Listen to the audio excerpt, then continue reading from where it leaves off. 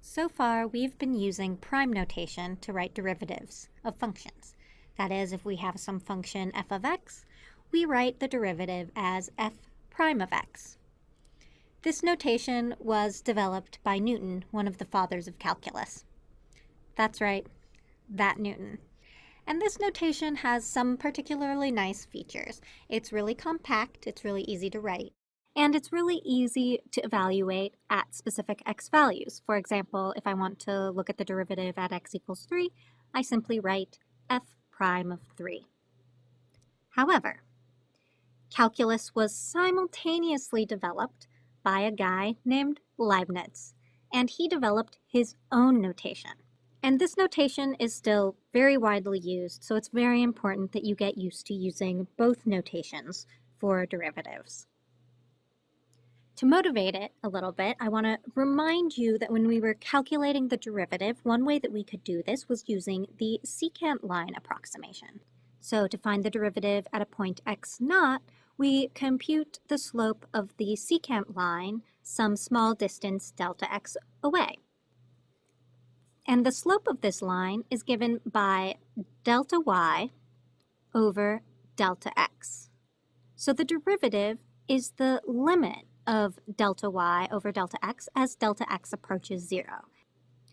In Leibniz notation, we write this as dy dx.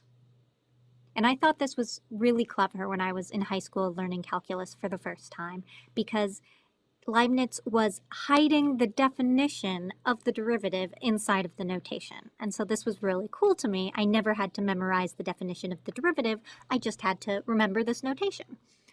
And so basically what's happening is that the small d here, this is the limit of the delta. So the delta, remember, stands for some small difference. And the d is the infinitesimal version. It's what happens in the limit as it approaches 0.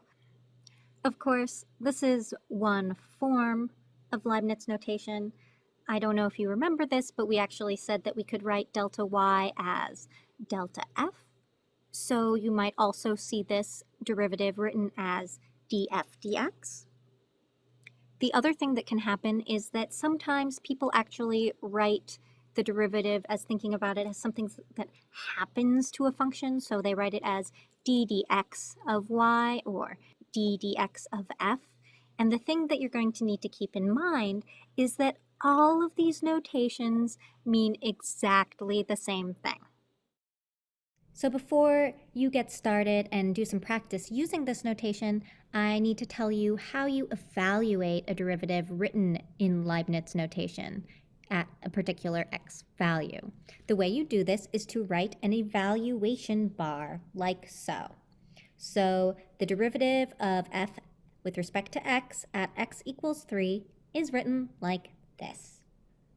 We'll be back to explain just why this notation can be so very useful. Good luck, see you soon.